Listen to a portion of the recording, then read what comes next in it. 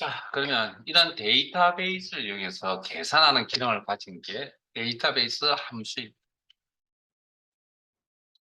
자, 데이터베이스에서 조건에 맞는, 자, 조건이라는 게 앞에서 몇 개의 함수에서 나왔죠. 조건, 비교값, 연산자 기준값의 형태, 기본적인 형태고 다른 형태도 있을 수 있다. 어쨌든 조건에 맞는 레코드 대상은 특정 필드의 요약 정보를 계산. 자, 그럼 예를 들어서 조건이 이런 조건이었다고 하죠. 성별이 남이라는 조건이. 그러면 성별이 남이라는 레코드입니다. 레코드. 그 레코드는 아까 여기에 레코드라고 그랬죠. 그러면 이거 성별이 남 맞죠?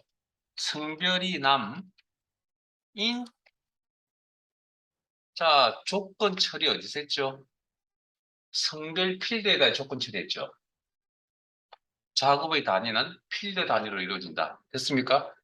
그리고 결과는 이렇게 레코드 단위로 표시가 되어지는 기능을 이야기합니다. 데이터베이스.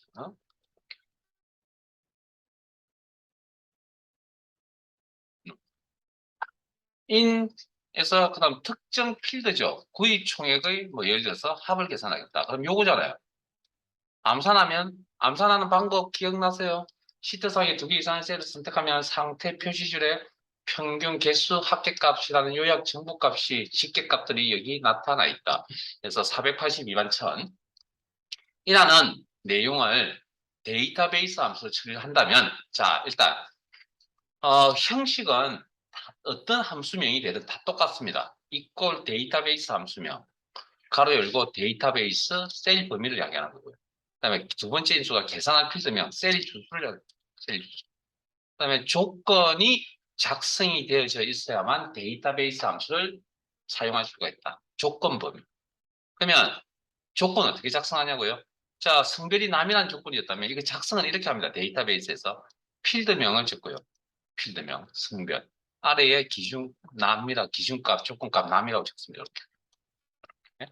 자, 그러면, 자, 성별이 남인 구입총액의 합계를 계산하다. 그러면 성별이 남이라는 조건이 되죠. 구입총액의 합계를 계산한다. 여기까지만 딱 하면 뭐 생각나는 함수가 뭐가 있죠? 조건이 몇 개? 한 개의 합을 계산하겠다. 무슨 함수? sumif 함수 생각이 나야죠. 네, 뭐 지금 당장 생각 안 나요. 좋습니다. 다음 주는 제가 분명히 옆구리 찌르면 대답 나와야 된다 그랬죠. 자, 근데 지금은 데이터 조건에 따라서 합계를 계산할 때 dsum이라는 함수를 쓸 수도 있습니다. 그래서 함수명을 한번 살펴보면 교재 77페이지에 함수명이 쭉 나와 있는데, 자, 좀 간단하게 자, 하나만 딱 제대로 소개를 하자면 dsum, 데이터베이스에서 조건에 맞는 레코드를 대상으로 특정 필드의 sum, 합계를 계산하겠다. 충분히 이해되시죠? 그러면 dAverage 좀 쉽게 이야기하면 데이터베이스에서 평균 계산하겠다. dcount 데이터베이스에서 숫자 데이터의 개수를 파악하겠다. dcount A 데이터베이스에서 데이터의 개수를 헤아리겠다. dmax 데이터베이스 최대값을 계산하여 표시하겠다. dmin 데이터베이스 최소값을 계산하여 표시하겠다. dvar 아까 분산이라고 했죠. 데이터베이스에서 분산을 계산했다. stdv 표준 편차라고 그랬죠. 오늘 배웠습니다. 오늘. 그래서 데이터베이스에서 표준 편차를 계산했다. 그래서 앞에 D자만 떼면 우리 다 지금까지 다 이제 어쨌든 기본적 소개를 다 해드렸던 함수잖아요. 앞에 D가 데이터베이스를 얘기하는 겁니다. 그러면 자, 그러면 방금 요 사항은 성별이 남인 구입 총액의 합계는, 그러면 성별이 남이라는 조건 구입 총액의 합계를 계산하겠다. 그러면 자, 데이터베이스 함수에서 이 일을 처리하려면 dsum이라는 함수를 사용해야 된다. 합계 계산이니까. 됐습니까? 자, 그런데 데이터베이스 함수 쓰겠다고 판단을 내렸으면 그 다음 뭐 해야 되냐면 조건이 작성이 되어져 있어야 이런 식을 작성할 수 있다. 조건이 있어야만 작성할 수 있다. 됐습니까? 그러면 조건 작성을 여기다 하죠. 자, 어떻게 한다고요? 성별 필드명 작성을 하고 한 게 있어야 돼요. 그 아래에 연속해서 오타 조심하세요. 남이라는 조건 기준값을 작성을 합니다. 조건이 작성이 되어져 있어야 데이터베이스 함수를 사용할 수 있다. 자, 빈셀 선택하시고 인수 공부하러 가겠습니다. 수식에 함수 삽입. 함수 마법사 창에서 dsum이라는 함수 쳐주시고 dsum.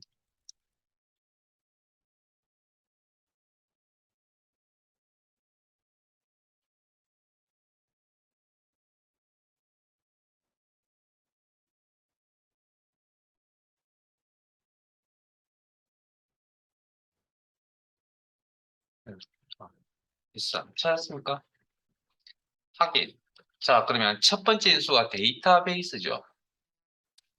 자, 형태적으로 셀 범위를 이야기합니다. 여기 요만큼. 자, 필드. 제 화면 보시고요. 계산할 필드명. 구입총액, 구입총액의 합계 계산인데 지금 여기 계산이죠. 필드명. 계산할 필드명. 그 다음, 자, 세 번째 인수 크리테리언인데 이게 무슨 함수 할 때 이 인수가 나왔냐면 sumif, sumifs, average, averageifs, countif, countifs라는 함수 할 때 이 인수가 나왔죠. 그때는 이 자리에 제가 뭐라고 설명을 했죠? 값이라고 설명해 드렸거든요. 문자 값이나 숫자 값이나 식을 적는 데 쌍꺼풀 묶어 친다한다. 시점상 기억나세요? 근데 이건 지금 밑에 내용을 보시면 범위입니다. 범위. 조건 범위. 조건 작성한 범위 어디? 요거죠, 요거. 요 범위.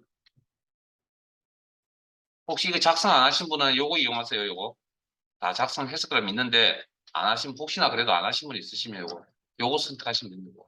자, 확인. 그러니까 조건이 있어야 된다고. 이걸 이 식을 작성하기 이전에 확인 어딘가에 있어야 된다. 그러면 이렇게 482만 천 이렇게 나오죠. 그러니까 형식은 어떤 함수명이 되든 간에 형식은 동일하다는 겁니다. 됐습니까? 형식 공부 끝난 겁니다. 데이터베이스는. 자, 찾기 참조로 가겠습니다.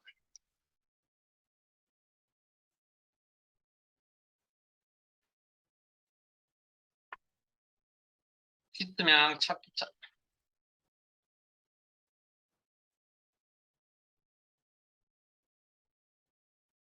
이게 97, 98페이지.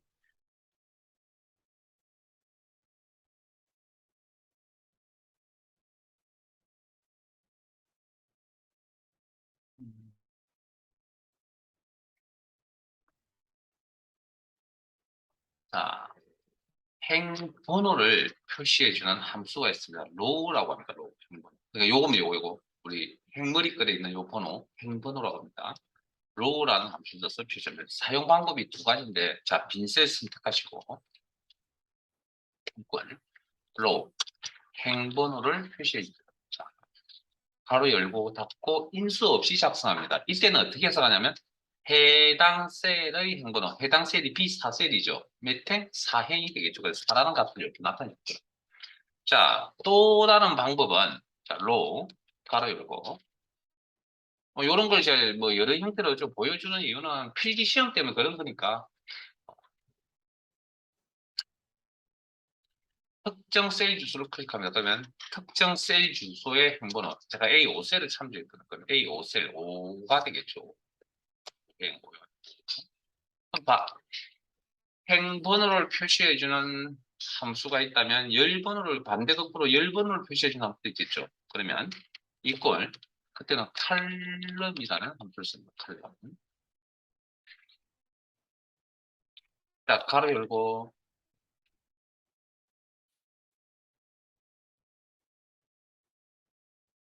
여기도 인수 없이 가로 닫고 사용하는 경우가 있습니다. 엔터.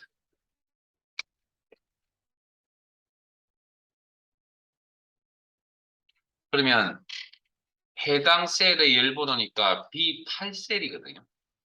그러면 B열은 순서상 숫자로 봤을 때 두 번째 열이죠.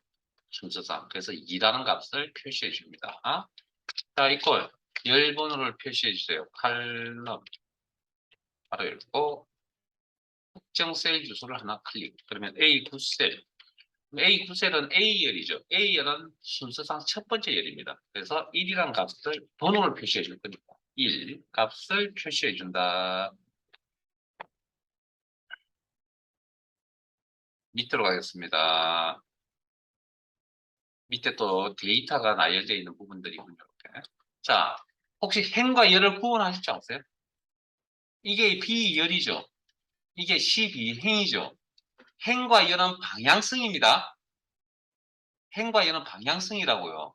요렇게, 요렇게 따라가고. 그러니까 무슨 이야기냐면 데이터가 이렇게 나열되어 있잖아요. 이건 행입니까? 열입니까? 그러면.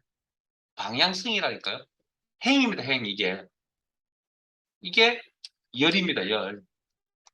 안타까운 건 왜 한글 작업할 때 칸과 줄은 잘 이해하면서 왜 여기 행과 열은 잘 이해를 못하세요? 자, 보세요. 제가 정말 안타깝거든요. 왜 시간이 지나면 이렇게 가는데 시간이 지나면 이게 없지. 왜, 자, 보세요.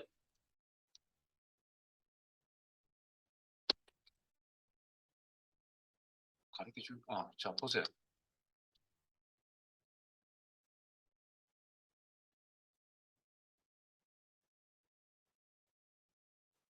앞에, 여기.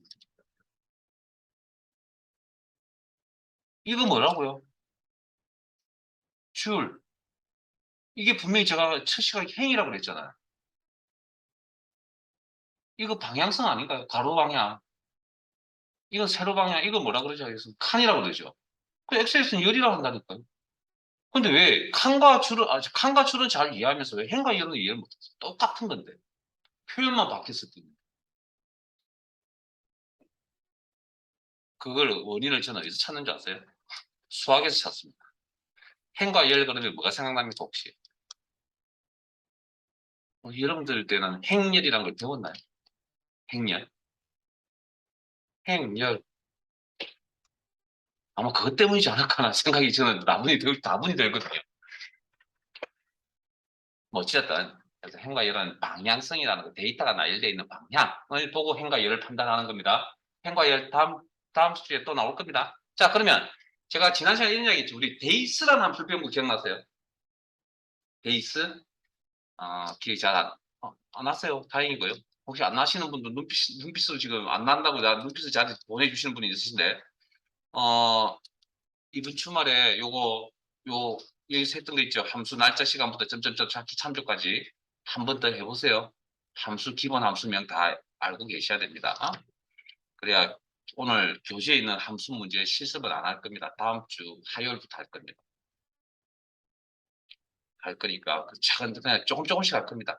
뭐 수업의 절반에서 1시간이나 2시간 정도 하고요. 하루 종일 3시간 하진 않을, 3시간 동안 하진 않을 겁니다. 오늘도 마찬가지. 요 몇 개만 더 하고 마무리할 겁니다. 자, 데이스라는 함수 하셨거든요. 제가 그때 뭐라고 그랬냐면 S가 붙으면 뭐라고 해석하라고요? 개수. 네, 또 여기서도 말씀드렸잖아요.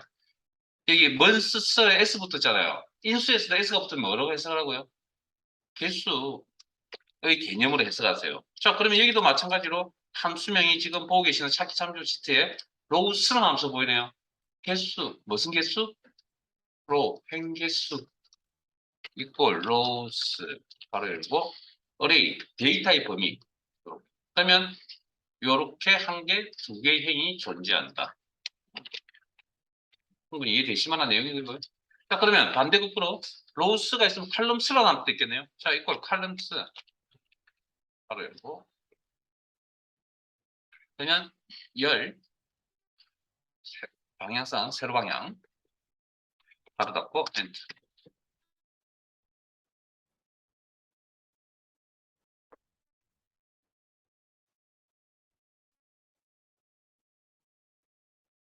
내용적으로 어려운 내용 아니니까 밑으로 가겠습니다. 그다음 밑에 추즈라는 함수가 있거든요. 이거 추즈라고 읽겠습니다. 추즈. 그리고 그 밑에 보면 또 뭐 V룩업, H룩업, 뭐 인덱스, 매치 4개가 함수인데 요건 오늘 안 할 겁니다. 요건 조금 까다로운 함수고 해서 내용 설명드리고 실습도 같은 날 다 하루에 다 마무리 시켜드릴 겁니다. 그 외에 나머지는 그냥 좀 해보시면 다 알만한 내용들이기 때문에 충분히 따라오실 수 있을 거라고 믿고. 자, 빈셀 선택하시고 이거는 마법사에 가서 내용 설명드릴게요. 수식에 함수 삽입 추전 함수 찾으시고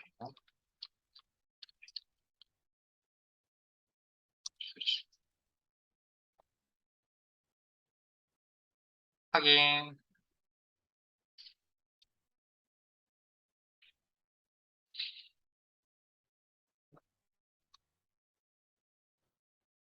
자, 투자 함수는 자, 여기까지 이제 준비되셨으면 사항 하나 마련해 드릴게요. 자, 사항은 뭐 할 거냐면 주사위를 하나 던지려고 합니다. 주사위를. 자, 주사위를 던진다면 나올 수 있는 눈금이 한 개부터 두 개, 세 개, 점점점 6개까지 나온다는 걸 알고 계시죠? 자, 그러면 주사위를 던져서 눈금이 한 개가 나왔습니다. 그걸 보고 요 함수의 결과값 여기 결과값에 문자 1이 나왔으면 좋겠습니다. 자, 따라오세요. value 1으로 갑니다. 문자 1 입력. 자, 눈금이 두 개가 나왔습니다. 그걸 보고 함수의 결과값이 문자 2가 나왔으면 좋겠습니다. value 2로 갑니다. 문자 2라고 입력을 해주세요. 아, 지금 뭔지 모른다. 그냥 하라는 대로 하세요. 자, 그 다음 눈금이 3개가 나왔습니다. 함수의 결과값이 문자 3이 나왔으면 좋겠습니다. value 3에다가 커서 놓으시고 문자 3이라고 입력을 하시고 자, 주사위 눈금이 4개가 나왔습니다. 그래서 함수의 결과값이 문자 4가 나왔으면 좋겠습니다. 우리 바램. 그리고 value 4에다가 문자 4라고 입력을 합니다. 작성하고 보니까 더 작성할 공간이 없다고요. value 5, value 6은 없냐고요. 있습니다. 오른쪽에 수직 이동 막대 보이세요? 단추도 보이시고. 그래서 내려가 보시면 공간이 더 보일 겁니다. 5, 6, 7 이렇게 치고 보이죠? 자, 주사를 던졌는데 5개가 나왔습니다. 눈금이. 그러면 함수의 결과값이 5가 나왔으면 좋겠습니다. 바램 상이 그렇다고요. 그래서 문자 5라고 value 5에다 문자 5라고 입력을 하겠습니다. 다음 주사를 던져 눈금이 6개 나왔습니다.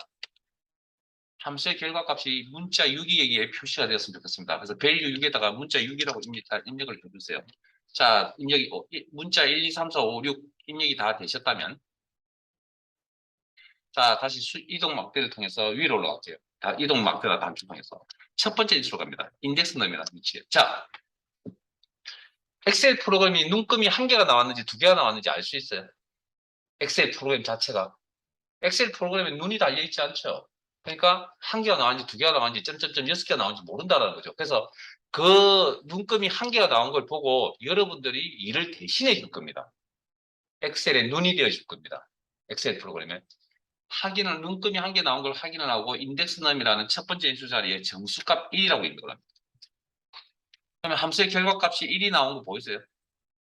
자, 주사를 던졌는데 눈금이 두 개가 나오네요. 여러분 다리 역할을 해줍니다. 정수값 2라고 입력을 해줄 겁니다. 그러면 함수의 결과값이 문자 2가 나온 거 보이세요? 점점점 3 문자 3 점점점 4 문자 4 점점점 5 문자 5 자, 주사를 던졌는데 눈금이 몇 개가 나왔다고? 6개가 나왔습니다. 그걸 보고 여러분들이 정수값 6이라고 대신 입력을 해줄 겁니다. 그러면 함수의 결과값이 문자 6이 나오는 거 보이세요? 자, 그러면 추자함수의 역할은 뭐냐면 첫 번째 인수 자리에 제가 어떤 값을 입력을 했죠, 방금? 1, 2, 3, 4, 5, 6 이라는 값을 입력을 했죠. 1부터 일씩 증가하는 번호 형태를 뭐라 한다고요? 공식적으로 세 번 이야기합니다. 첫날, 저 앞 시간, 오늘 1년 번호라는 용어를 쓴다. 그냥 쓰는 거 아닙니다. 시험에 나왔기 때문에 제가 강조하고 챙겨드리는 겁니다. 자, 1년 번호 1, 2, 3, 4, 5, 6, 1부터 1씩 증가하는 번호 형태 6까지. 그러면 1에 대응되는 값이 있었죠. 문자 값이 있었죠. 숫자 1에. 숫자 2에 대응되는 문자 값이 있었죠. 숫자 3에 대응되는 문자 값이 있었고, 문자 4, 5, 6, 이렇게 6에 대응되는 값이 있죠. 그래서 추자함수는 1년 번호에 대응되는 값들이 있다. 그래서 1년 번호가 몇 개 나올지는 그 상황에 따라, 데이터에 따라, 상황에 따라 틀린 거고, 주사위니까 총 6개가 나오겠죠. 그러면 요 인덱스 넘이라고 하는 첫 번째 인수 자리에 1을 입력할 수 있는 확률은 얼마죠? 우리가 6이라고 그러면 6이라고 표시할 수 있는 확률은 얼마입니까? 6분의 1이겠죠. 주사위를 던져서 그걸 보고 한 거니까 어쨌든 6분의 1이잖아요. 그래서 여기에 경우의 수라고 하는 1, 2, 3, 4, 5, 6, 7, 8, 1년 번호의 경우의 수라고 하는 건 확률 약입니다. 확률. n분의 1. 그리고 거기에 각각의 숫자 값에 대응되는 값들이 나타난다. 이때 사용하는 함수가 추자함수라고 이야기합니다. 그래서 실습은 다음 주에 할게요. 기본 함수 공부 좀 하시고 그다음 그 밑에 있는 건 지금 해드리지 않는 이유는 4개 정도 남아 있는데 이건 했다가 하고 다음에 오면 다 잊어버리고 이거 다 잊어버리기 때문에 오늘 안 할 겁니다. 그냥 같이 실습하고 같이 해버릴 겁니다. 그래야 좀 기억이 오래 되는 것 같으니까 제가 수업을 해보니 자 저장 그래서 여기까지만 일단 할게요. 오늘 다른 내용 진행하겠습니다. 다른 내용.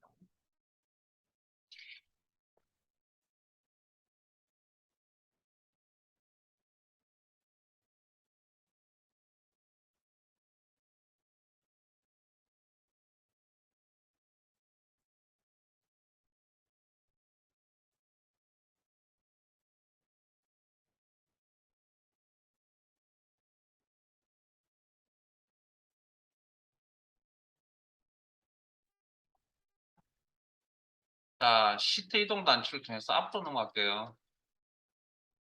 자, 일단 복사 붙여넣기부터 하겠습니다. 복사 붙여넣기.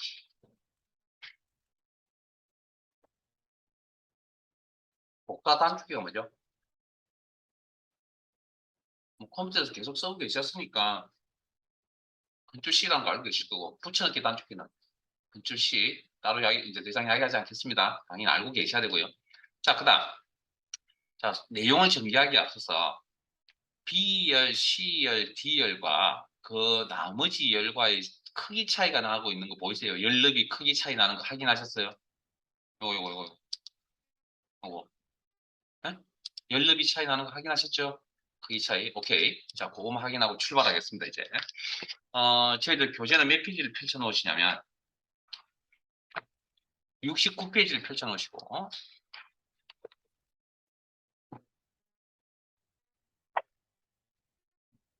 그리고 위치는 어느 기능의 결과를 나타내는 위치는 어느 곳이든 상관없습니다. 저하고 똑같은 위치 아니라도 상관없으니까 편하실 대로 하세요. 자, 일단 여기 표죠. 선택. 단축키 사용하세요. 복사. 단축키 사용하시고 임의의 셀을 하나 선택합니다. 그리고 단축키 쓰세요. 붙여넣기. 하고 스톱. 자, 컨트롤 V. 스톱. 제 화면 보세요. 자, 점점점점점 움직이는 점선 보이세요? 저게 무슨 뜻이냐면 붙여넣기를 할 수 있다는 겁니다. 방금 여기 복사를 했다는 이야기입니다. 그리고 아직도 남아있죠. 그건 붙여넣기를 계속 할 수 있다는 표시입니다, 이게. 자, 이렇게. 그러면 자, 잠깐 스톱. 다른 명령 내리면 안 됩니다. 다른 명령이 진행이 돼버리면 이 표식이 사라지고 안 나타납니다. 이 표식이 만약에 사라졌다. 그러면 다시 붙여넣기 다시 하세요. 다른 곳에서. 복사 붙여넣기를. 자, 여기가 요 표식을 붙여넣기 옵션이라고 합니다. 붙여넣기 하는 이유에 나타나는 요 표식을 붙여넣기 옵션이라고 하고요. 자, 목록도 안 켜죠. 클릭하시면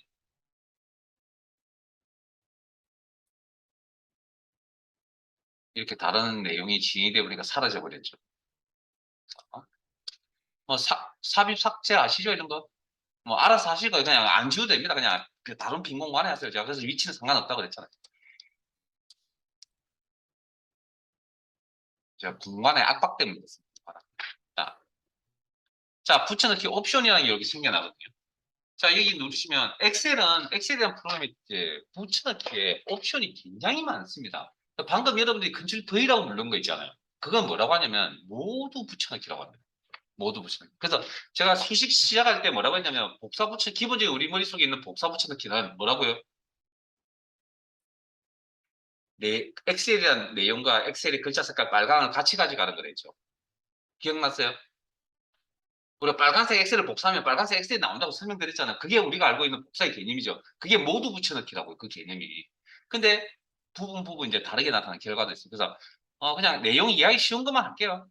자, 두 번째 줄에 오시면 첫 번째 있는 내용이 테두리 없으면 옵션입니다. 자, 클릭하시고 제가 범위를 다른 셀을 클릭하면 이렇게 나옵니다. 무슨 뜻인지 아시겠죠? 그 다음 붙여넣기 옵션에서 뭐 어려운 거 아닙니다. 원본 열너비 유지.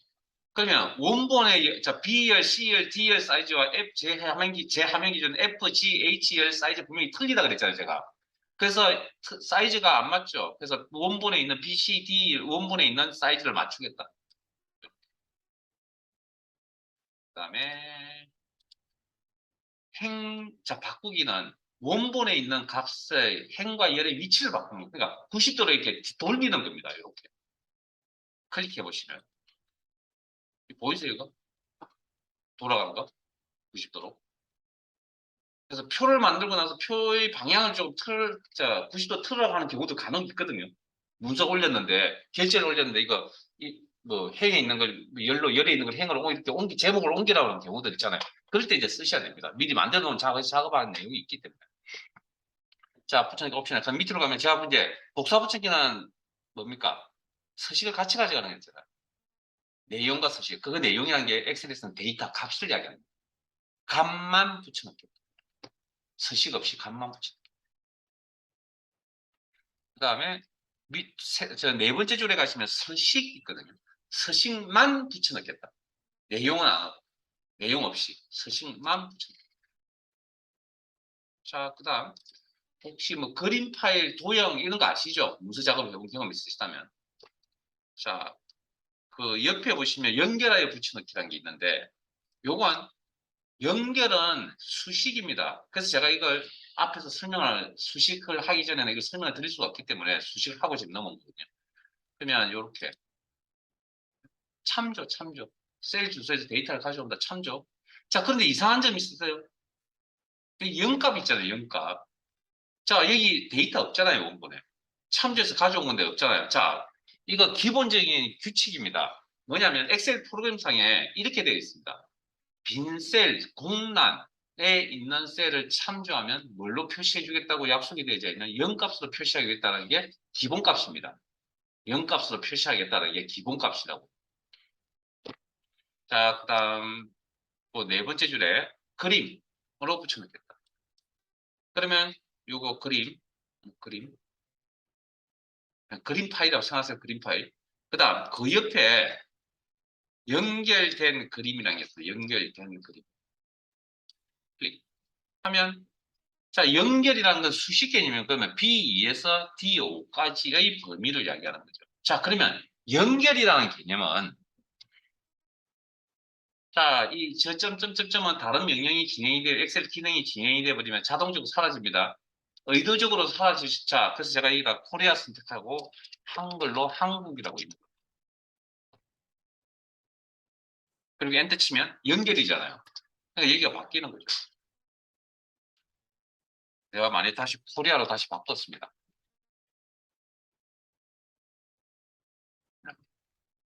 엔터 치면 저걸 원본에 있는 내용을 참조해가니까 뭐 여기서 바뀌겠죠. 이게 참조. 네. 자, 표 범위 설정하시고 복사. 그다음 임의의 셀을 선택하시고 자, 여기가 모두 붙여넣기. 그다음 아니 단축키 쓰지 마시고 여기가 모두 붙여넣기. 그다음 여기가 목록도 안 쳐넣어서 여기가 방금 보셨던 형태죠. 한 번만 더 할게요. 모두 붙여넣기 여기가. 그다음 점점점 붙여넣기 계속 할 수 있다는 이야기죠. 자, 여기 잠시만요.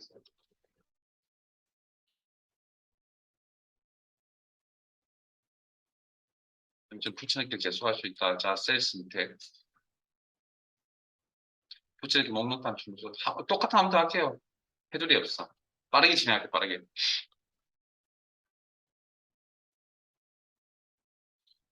행렬 바꾸기.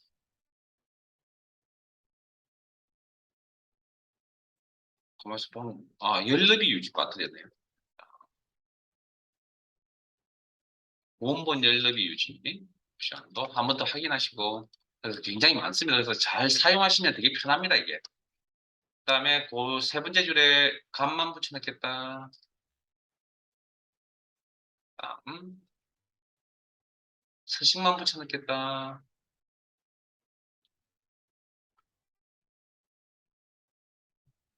그 다음에 연결하여 붙여넣겠다. 그래서 빈셀을 참조하실 때는 0값으로 표시한다는 게 약속되어져 있다. 그 다음에 그림으로 붙여넣겠다. 뭐 연결된 그림으로 붙여넣겠다. 자, 그 다음 점점점점 계속 붙여넣기 할 수 있다는 이야기잖아요. 그러면 아까 어떤 특정 명령이 진행이 되면 데이터 입력 수정도 명령이거든요. 특정 명령이 진행되면 자연스러워 다른 기능이 적용이 되면 사라진다 그랬잖아요. 그러면 의도적으로 그냥 이 기능을 쓰기 싫다. 붙여넣기라는 기능을 이걸 표시를 없애고 싶다. 그러면 그냥 기능에서 빠져나간다. 무슨 키? ES escape 좌측 상단에 있는 키보드 좌측 상단에 ES 현재 기능에서 빠져나가겠다.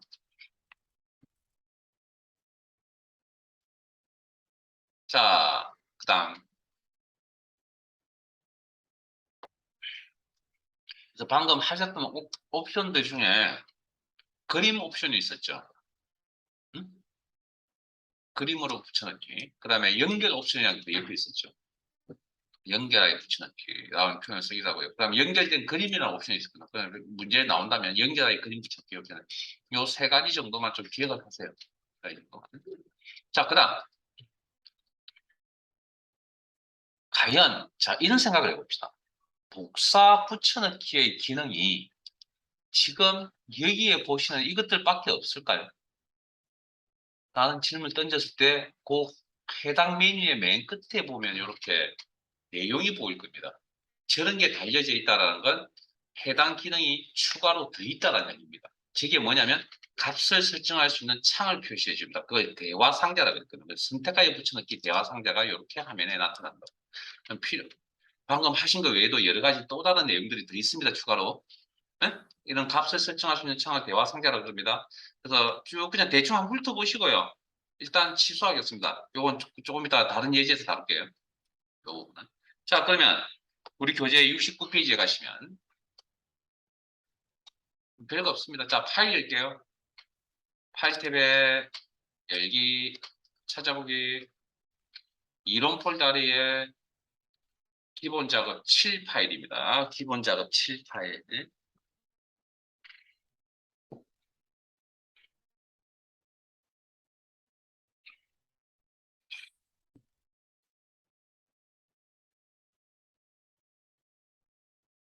열기,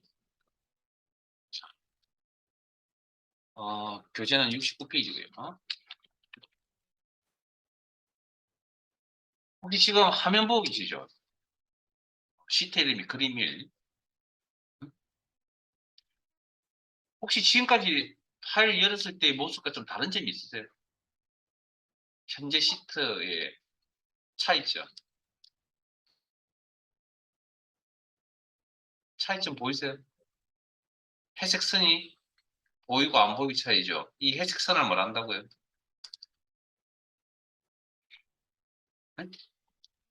어쨌든 시험을 보시기 위해서 저 어떤 방법으로 계속 질문할 겁니다. 눈금산, 눈금산. 어쨌든 하나라도 빨리 더 익히셔야 되니까 눈금산.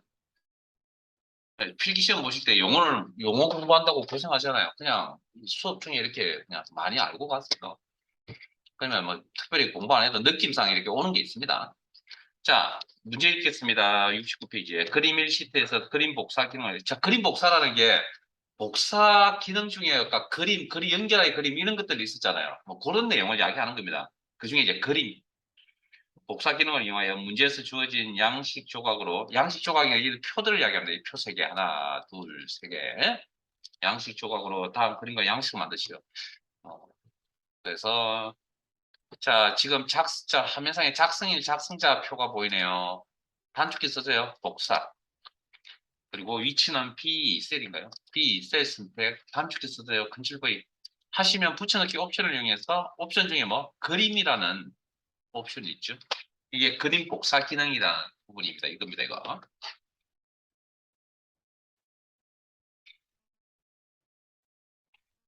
자, 그다음 그 옆에 결제란이라는 표 있죠. 자, 아래쪽에서 결제란 단축키 쓰세요. 복사. 조금 빠르게 진행할게요. 그다음에 F2셀 선택하시고 컨트롤 V 단축키 쓰세요. 붙여넣기 옵션에 가셔서 그림. 별거 없습니다. 똑같은 내용입니다. 그다음 한국, 미국, 일본이라는 표가 보일 겁니다. 선택하시고 복사. 이 6셀인가요? 아, B 6셀인가요? 혹시 제가 틀리면 이야기하시고요. 자, 컨트롤 V 붙여넣기 옵션을 이용해서 그림 이렇게 뭐 이렇게 하라는 이야기입니다. 자, 시트 상의 작업이 끝나면 그냥 습관적으로 저장 컨트롤 S. 자, 그림 20 들어갈게요.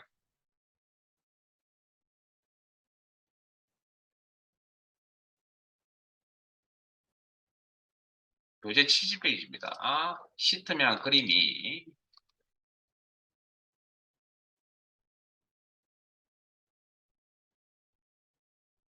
그림 시트에서 그림 복사 기능을 이용하여 문제에서 주어진 양식 조각으로 다음 그림과 같은 양식을 만드시오. 자, 검사 일시 사업자명이라는 표. 자, 이번에는 잠깐만요. 이번 단축키 쓰지 마세요.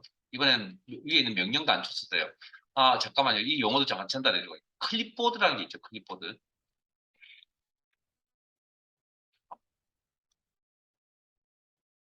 예.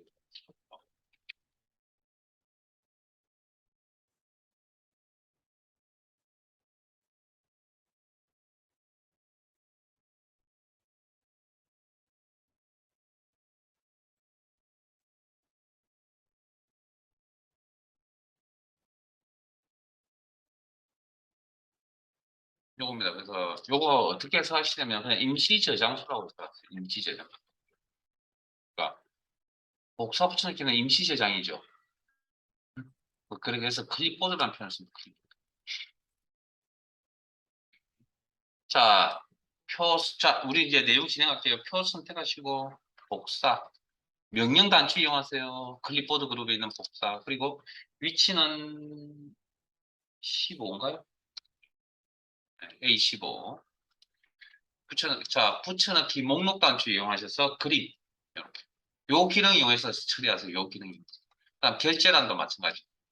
복사 명령 이용하시고. 그다음에 D16 셀 선택해서 붙여넣기 목록 단추 눌러서 그림.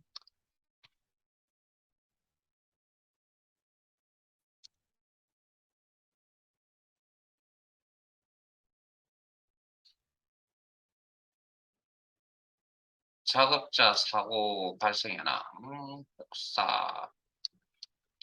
그리고 19, A19 셀 선택하시고 붙여넣기 목록 단추 눌러서 그림. 이렇게 작업하라는 별거 아니고요.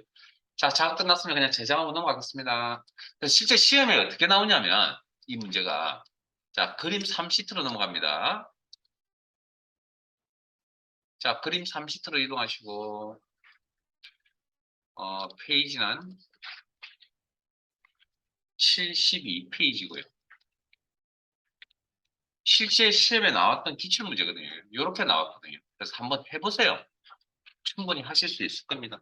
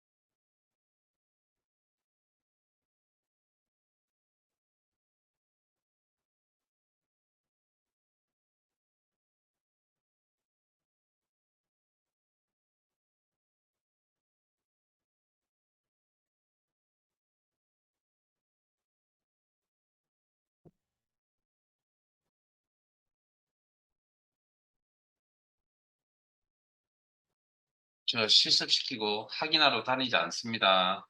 왜냐고요? 안 하고 있으면 되게 불편하잖아요, 서로 간에. 그다음 그거보다는 공부는 하라고 하는 것도 아니고요. 하지 말라고 해서 안 하는 것도 아니고 여러분들이 스스로 하는 겁니다. 그러니까 하시고 제가 필요하면 조용히 손 드세요. 그럼 제가 가겠습니다. 필요한 게 있으면 질문하시고요. 자, 뭐 이 정도 시간이면 다 하셨겠죠? 자, H16에서 L17 여기죠, 요거. 복사 알아서 하세요. 단축키 쓰시든 뭐 명령어 쓰시든. 그다음에 D4 셀 선택해서 연결하여 붙여넣기, 뭐 여기를 이용하시다. 붙여넣으신 다음에 옵션을 이용하시다. 요거죠, 요거. 연결된 그림이라는 얘기입니다, 요거. 끝.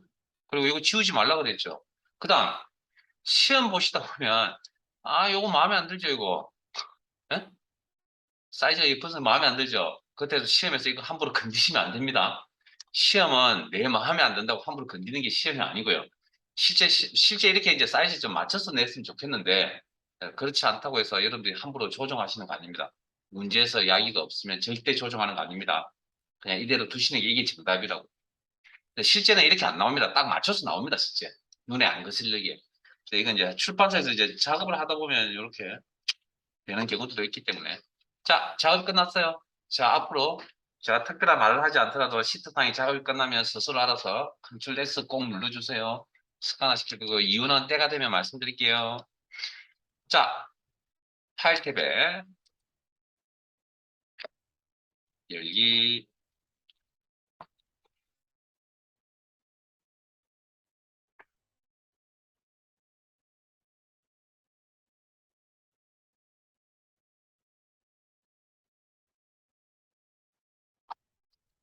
찾아보기, 기본 작업 5, 기본 작업 5,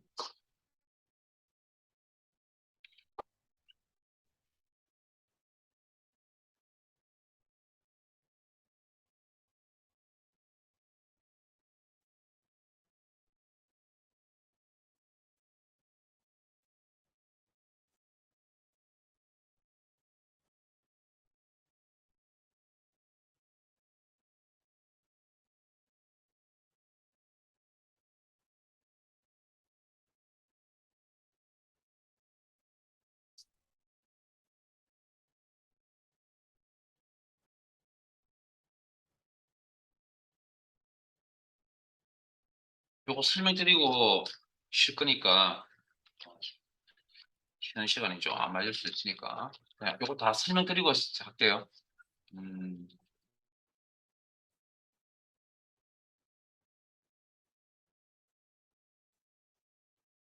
자, 텍스트 1시트에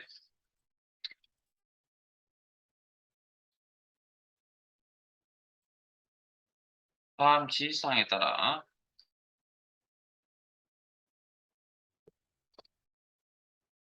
처리하시오. 지시사항을 처리하시오. B4에서 B19 영역의 데이터를 텍스트 나누기를 실행하여. 자, 실행을 한다는 건 명령 실행이죠. 그러면 텍스트 나누기라는 명령은 뭔지 모릅니다. 일단 넘어갑니다. 나타내시오. 자, 항상 시험 준비의 처음은 시작은 문제를 잘 읽는 거고요. 그리고 문제를 제가 수업 중에 토막 내서 읽는다고 여러분 토막 내지 마시고 전체를 다 읽고 진행하세요. 여러분들은. 아니면 실습을 하실 때. 자, 데이터는 심표로 구분되어져 있어 번역량은 제외할까 이렇게 이제 전체 다 읽고 뭐 아직까지 무슨 내용인지 잘 모르니까. 그래서 복습은 집에 가서 깨끗한 파일 가지고 한 번 더 해보시면 된다고요. 그 시간이 그렇게 오래 걸리진 않을 거라고요. 한 내용이잖아요. 그게 그 시험 준비 끝입니다. 자, 텍스트 나누기가 뭔지 설명을 드리기 전에 B4셀을 한번 선택해 보실게요.